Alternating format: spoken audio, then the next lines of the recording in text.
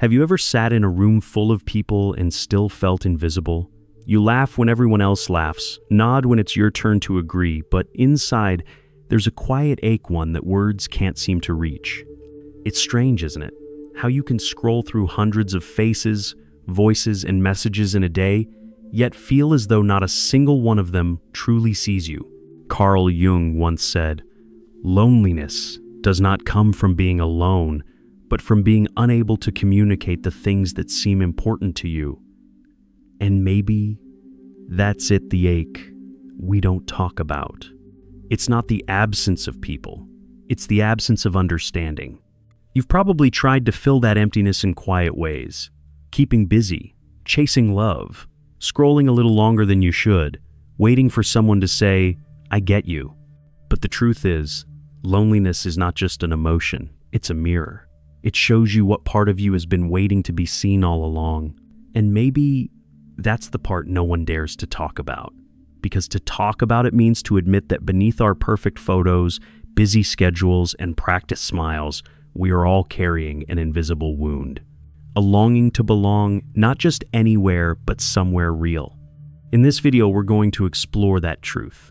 Not as a lecture, not as advice, but as a quiet walk through the parts of you that have been waiting for light. Together, we'll uncover why loneliness is not your enemy, why it might be your greatest teacher, and why facing it could be the moment you finally meet yourself again. If you've ever felt unseen, unheard, or quietly breaking behind your strong face, this is for you. Take a deep breath. Let's begin. And before we go deeper, if these words already feel like they're reaching something you've kept silent for too long, stay with me. Subscribe, not just for content, but for connection. Because here, you're not just another view, you're part of something that understands. There's a moment somewhere between night and morning when the world feels too quiet. You stare at your phone, hoping someone might text first, but no one does. You scroll, you pause. You stare at the ceiling, wondering why the silence feels heavier tonight. That's the moment when loneliness doesn't just sit beside you, it breathes with you. It has your heartbeat, your thoughts, your reflection. People often say loneliness means being without others, but that's not true. You can be surrounded by noise, friends, lovers, even family, and still feel like a ghost in your own life. What really hurts is realizing that the version of you that everyone sees isn't the one that's actually living inside you. You smile to make others comfortable. You listen because you care. You shrink your needs because you've learned that asking for too much makes people leave. And slowly, piece by piece, your soul becomes quieter until one day, even you forget the sound of your own voice. That's where the real loneliness begins. Not when you're physically alone, but when you're emotionally disconnected from yourself. You start to believe that being needed is the same as being loved. That staying busy means you're okay. But the truth is, you can only pretend for so long before something inside you starts to ache for something real. Carl Jung believed that loneliness was the price we pay for individuation, for becoming who we truly are. Because at some point, you realize you can't keep living through other people's expectations. You can't keep shaping yourself to be loved. The person you've been pretending to be begins to crumble, and underneath the ruins, your true self waits tired but ready. And when you finally face that self, you realize the loneliness was never punishment. It was a signal, a deep, quiet whisper saying, "You've abandoned yourself for too long." So when you find yourself lying awake, thinking no one understands, maybe that's the moment your soul is calling you home. But here's the painful paradox. Healing from loneliness often starts by walking straight into it. You can't fill a void you refuse to look at. You can't find connection without first learning to sit with your own company. So tonight, if the silence feels unbearable, don't run, don't numb it, listen to it. Because hidden in that silence is everything you've been trying to find in others. It's strange how loneliness becomes sacred when you stop fighting it, when you stop calling it your enemy. It becomes a door, one that doesn't lead outward but inward. And on the other side is the version of you that's been quietly waiting to be known, to be held, to be seen by you. There's something no one tells you about loneliness. It often arrives when your life looks fine on the outside. You're functioning. You go to work. You meet people. You post photos with smiles that even you start to believe for a second. But at night, when everything stops moving, you feel it, that hollow space beneath your ribs where something used to live. It's not sadness exactly. It's more like a soft ache that doesn't have a name. You feel disconnected from everyone, including yourself. And what makes it even harder is that the world doesn't let you admit it. Because saying I'm lonely sounds like failure, like you haven't figured out how to be enough. So you hide it. You build distractions around it: work, scrolling, goals, relationships that feel half alive but keep you company. You tell yourself this is just how life is. But deep down, you know you're not really living, you're surviving on fragments. Carl Jung said that the most terrifying thing is to accept oneself completely. Maybe that's why loneliness hits so deeply it strips away all the noise, all the performance, and leaves you face to face with the parts you've ignored. Maybe you've been strong for too long, the one who holds everyone else together, the listener, the fixer, the one who says I'm fine because you don't want to be a burden. But there's a quiet truth that keeps echoing inside you. Who holds me when I can't hold myself anymore? That question doesn't always come with an answer, but it opens something powerful, the beginning of honesty. And honesty is the birthplace of connection. When you start admitting your loneliness, you stop chasing what can't fill it. You stop performing for love. You start meeting yourself in the silence, and something inside you begins to soften. Maybe this is what Jung meant by the shadow, the parts of us that we bury, the ones we're afraid to show because we think they'll make us unlovable. But it's those parts that carry the truth about what you need, what you miss, and who you really are. And here's the paradox. The moment you allow yourself to feel the depth of your loneliness, you are no longer alone, because you've finally chosen to sit beside the most neglected person in your life, yourself. You begin to understand that loneliness isn't emptiness. It's space. Space for honesty. Space for rebirth. Space for you to remember that you are not meant to fill every silence with noise, not meant to chase validation just to feel real. There's beauty in this stillness. It's where the healing begins. Because once you stop running, you start remembering. There comes a moment when the pretending stops, not because you plan it, but because your soul simply refuses to play along anymore. You wake up one morning and realize the mask doesn't fit. The conversations drain you. The smiles feel rehearsed. The laughter sounds like an echo from someone else's life. And you find yourself wondering, when did I stop belonging to myself? That's the hidden cost of loneliness. You lose touch with who you are while trying so hard to be loved. You start bending your light, dimming your voice, softening your truth, hoping someone will stay. But the more you do, the less of you remains. And one day you're surrounded by people, but you've vanished. Carl Jung once said that the privilege of a lifetime is to become who you truly are. But no one tells you that the path to becoming that person often begins in complete isolation. You have to walk through the silence. You have to sit with the versions of you that are broken, ashamed, forgotten. At first, it feels unbearable. You want to escape, to run back to noise and comfort, to fill the emptiness with something, anything. But if you stay, if you breathe through it, you'll start to feel a shift.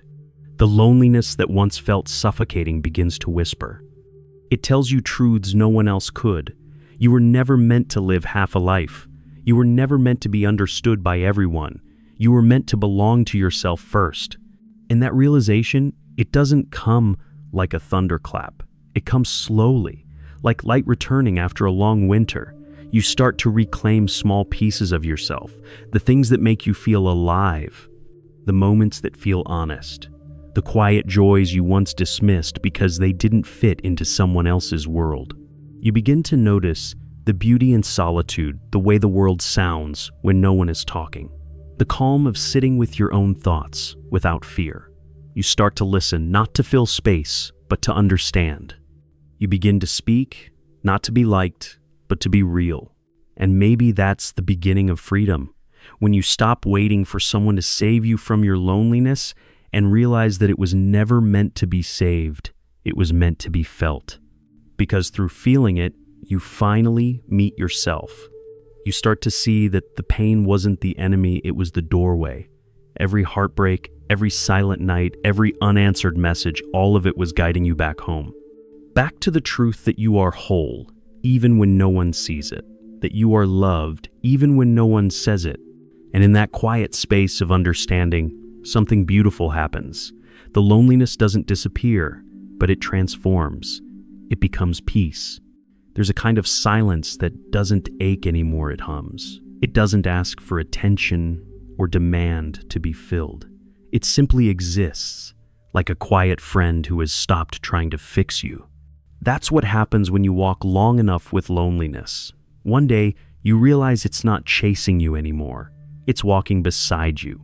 You begin to see that loneliness has always been a messenger, not a punishment.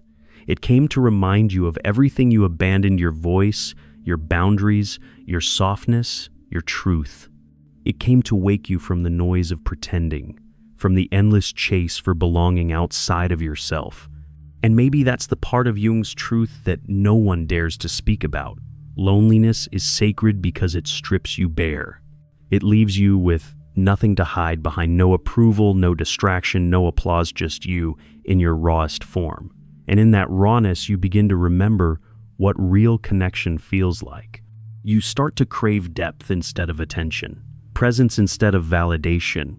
You start to notice that not everyone deserves access to your energy, and that not every conversation deserves your peace. You begin to understand that solitude and loneliness are not the same thing. Solitude is chosen. It's when you can sit in your own company and feel at ease. Loneliness is what happens when you forget that you belong to yourself. The journey from one to the other is the quiet revolution of selfhood. There will be days when you'll still feel the sting, the longing for someone who truly sees you, the ache for a voice that answers back. But this time, it doesn't destroy you. You know how to hold it. You know how to let the emptiness breathe without letting it drown you. Because now, you've learned that being alone isn't the same as being unloved. You've learned that connection without truth only deepens the void. And you've learned that the most intimate relationship you'll ever have is the one between your soul and your silence. So when the world grows too loud, you'll no longer run to fill the quiet. You'll sit in it, breathe in it, and listen, because somewhere in that stillness, your real life hums softly, waiting. And when someone does come along, someone who speaks your language, who doesn't need to be convinced, who feels like home instead of escape, you'll recognize them. Not because they save you from your loneliness, but because they join you in your peace. That's when you'll know you've healed. Because true connection doesn't come from needing someone, it comes from already being whole. So if you're listening to this and you still feel the ache, remember this: it's not proof that something is wrong with you. It's proof that something inside you still believes there's more. More truth, more love, more life. And there's a certain kind of loneliness that doesn't come from being unseen. It comes from realizing that the person you've been showing the world was never really you. You start to sense the quiet betrayal of self that's been happening for years. How many times did you say yes when you wanted to say no? How many moments did you shrink yourself just to keep the peace? It's painful, isn't it? To realize you've built a life around being acceptable instead of being authentic. But that pain is honest. It's the kind of ache that leads you back to your truth. Carl Jung once said, "The most terrifying thing is to accept oneself completely." That's because self-acceptance means facing the parts of you you've tried to bury: the anger, the jealousy, the grief, the longing, the tenderness that never found a safe place. When you stop running from them, something shifts. The loneliness that once felt like a wound starts to become a doorway to self-awareness. You begin to see that the ache wasn't for other people, it was for your own lost self. The child who learned to silence her needs, the man who forgot how to cry, the person who became strong because they had to, not because they wanted to. And when you finally sit with that person, the one beneath the armor, you realize they've been waiting all along, waiting to be chosen, waiting to be forgiven, waiting to be held, not by someone else, but by you. That's the sacred turn, because real healing isn't about never feeling lonely again. It's about learning how to meet your loneliness with love instead of fear. When you can hold your own pain with compassion, when you can sit in your silence without flinching, you stop being a prisoner to your emotions. You become their witness. It's in that still witnessing that you find peace, not because everything is perfect, but because you're no longer abandoning yourself to make it so. You begin to understand that loneliness is not the absence of love. It's the longing for alignment with yourself, with your truth, with your soul. You start to live differently. You pause before saying yes. You notice who drains your light and who protects it. You no longer chase what doesn't reciprocate. You stop explaining your worth. And in that quiet strength, you find something extraordinary. You start to attract people who meet you where you are, not where you perform to be. Because when you no longer need someone to complete you, you become magnetic to those who can complement you. That's the beauty of walking through your loneliness. It changes your frequency. You no longer vibrate with desperation, but with peace. You no longer beg for love, you embody it. And when you do, life starts to meet you with the same energy. And slowly, something inside you begins to soften. The walls you built to protect yourself start to crumble, not because you force them down, but because you finally feel safe enough to let them. You've learned that loneliness isn't the monster you once thought it was. It's a quiet teacher, patient and persistent, showing you where you stopped trusting, where you stopped believing, where you stopped being real. You start noticing the small moments that used to slip by unnoticed. The way sunlight filters through the window in the morning. The way your breath steadies when you stop trying to control it. The way your chest loosens when you forgive yourself for all the years you pretended to be fine. This is what it means to come home to yourself. Not in some grand, dramatic way, but in these simple, almost invisible moments of returning. The kind of peace that doesn't need applause. The kind of love that doesn't need permission. Jung said that the privilege of a lifetime is to become who you truly are. You used to think that meant success, purpose, or some kind of external fulfillment. But now, you see that it means something quieter, something far more profound. It means being able to sit with yourself and feel no urge to escape. That's the moment loneliness transforms completely. It's no longer an ache, it's a space. A sacred space where you can breathe, reflect, and connect not from fear, but from fullness. You stop searching for someone to complete you because you finally understand you were never incomplete. You were just disconnected. And the moment you reconnect with yourself, your relationships begin to shift. Some people fade away, not because they're bad, but because they belonged to the version of you that needed to be liked. Others arrive people who speak gently, listen deeply, and see you without you having to explain yourself. They don't fix your silence, they honor it. You learn that true connection isn't built in noise, it's built in stillness. In being able to share space with another person without needing to fill every pause with words. In understanding that love isn't about possession or performance, it's about presence. You start to live slower, softer, more deliberately. You're no longer afraid of being alone because you know that solitude is not emptiness, it's clarity, and clarity is freedom. And perhaps the greatest truth you uncover, the one no one dares to talk about, is that loneliness was never a sign that you were broken. It was the compass pointing you back to where you were always meant to be. It was never a curse. It was a calling. There's a quiet kind of freedom that comes when you stop running from yourself. It doesn't announce itself with fireworks or fanfare. It arrives like dawn soft, certain, unstoppable. You begin to feel it in your bones, this peace that comes from no longer needing to perform for belonging. You used to believe that loneliness meant something was missing, that you were missing something or someone, but now you see that loneliness was just love with nowhere to go. It was your heart asking for your own attention. It was your soul saying, "I miss you." And when you finally listen, when you turn toward that voice instead of away from it, you start to see your life differently. You stop chasing connection as proof of worth. You stop confusing intensity for intimacy. You stop mistaking attention for love. You begin to live more honestly. You say what you mean. You rest when you're tired. You stop apologizing for needing space. And the people who are meant for you, they don't leave when you do that. They lean closer, because truth always attracts truth. Jung once said, "Until you make the unconscious conscious, it will direct your life, and you will call it fate." Maybe loneliness is part of that awakening, the moment you finally see how long you've been living disconnected from your own heart. Because the truth is, you can't truly connect with others until you reconnect with yourself.